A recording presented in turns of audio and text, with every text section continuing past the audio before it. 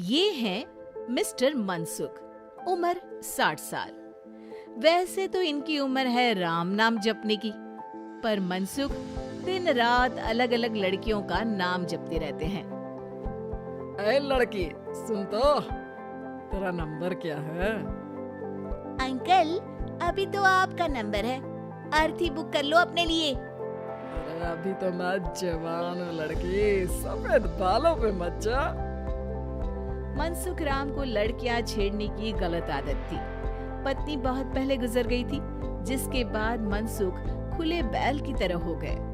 जहां दिखी नारी वहां लाइन मारी।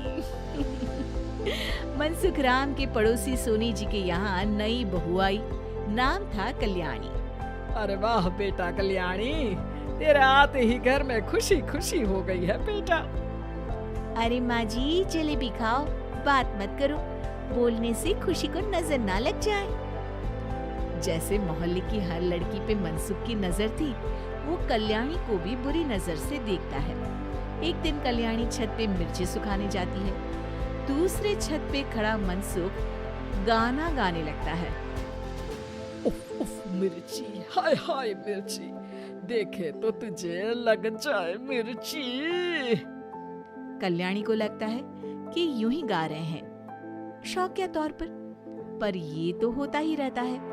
एक दिन कल्याणी आंगन में पौधों को पानी दे रही होती है। फूल हूँ गुलाब का, चमेली का न समझना, आशिक हूँ मैं आपका, सहेली का न समझना। कल्याणी को ये बात बहुत अजीब लगती है, क्योंकि शायरी बोलते वक्त मनसुख उसी की तरफ देख रहा था। वो अंदर जाती है और अपनी सास को कहती है, ये जो हमारे पड़ोसी हैं। अरे दूर रहना उससे। हाँ, दूरी रहूंगी, पर ये थोड़े अजीब नहीं है? अरे अजीब, आवारा, ठरकी, पता नहीं क्या क्या आदमी है वो। हर लड़की पर नजर डालता है वो। उसकी उम्र की वजह से कोई उसे कहता नहीं।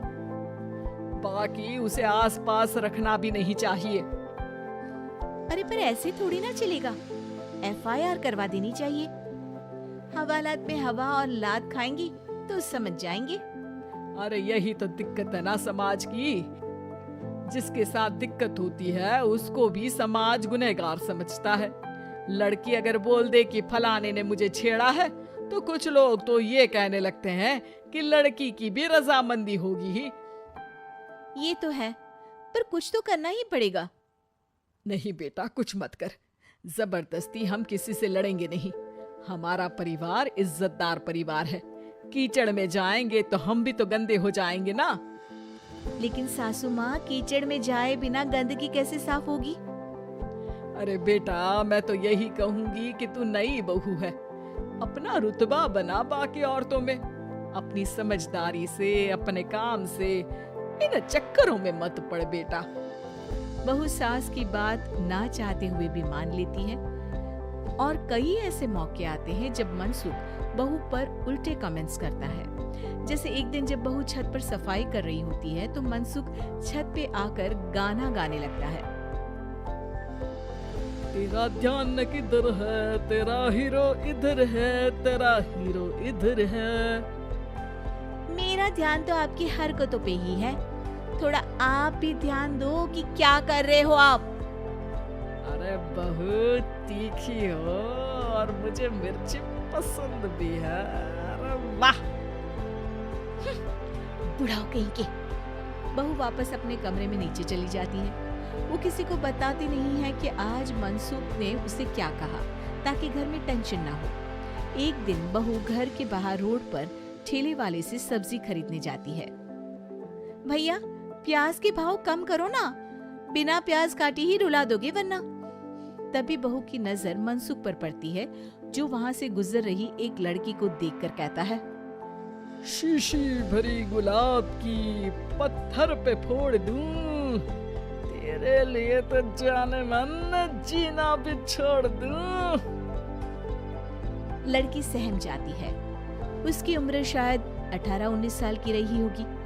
बहू ने जब ये देखा कि मनसुख ने इतनी छोटी उम्र की लड़की को तंग किया है, तो वो घर में जाके अपने पति से कहती है, तुम्हारा पड़ोसी मनसुख। अरे बहुत नीच आदमी है।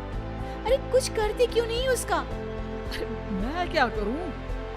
पड़ोस में गंदगी है, हटानी तो पड़ेगी ना। मेरा साथ दोगे? दूंगा, लेकिन करना क्या है? हम फंसेंगे तो नहीं ना? डरो मत, अच्छे काम करने से डरना नहीं चाहिए। उस दिन कल्याणी अच्छे से तैयार होती है और मनसुख के घर जाती है।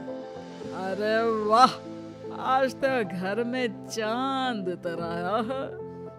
आपकी शायरी, आपके गाने मुझे यहाँ खींच लाए। शाम को मेरे पति और सास घर पर नहीं रहेंगे। आप मेरे घर आ सकते हैं चाय पीने। अरे जरूर जरूर, मुझे पता था तुम समझदार हो, पर इतनी जल्द मुझे पसंद करने लगोगी ये नहीं सोचा था। चाय पे इंतजार रहेगा।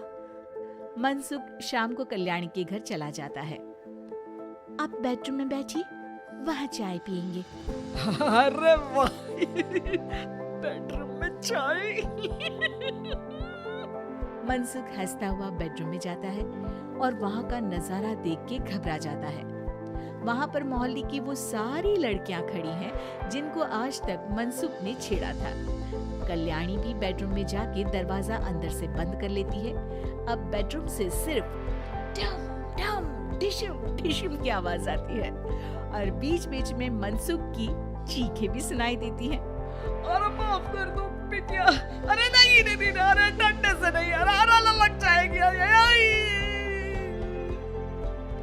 बेडरूम का दरवाजा खुलता है और मनसुख की हालत एक लुटे फटे कौवे जैसी हो जाती है। किए की सजा तो मिलनी ही थी आपको, लेकिन आपकी और आपसे ज्यादा हमारी इज्जत का भी ख्याल रखना था। इसलिए इस बार शांति से धर धर के धरना किया हमने आपकी। अगर जरूरत पड़ी तो बाहर जुलूस भी निकाल सकते हैं। मैं ऐसी गलती नहीं करूंगा, मुझे माफ कर दो। बहू मनसुख को बाहर छोड़ने जाती है। मनसुख अपने घर की तरफ बढ़ता है। वैसे आपको चाय कैसी लगी? मनसुख अपने दुखते गाल पे हाथ रख के कहता है।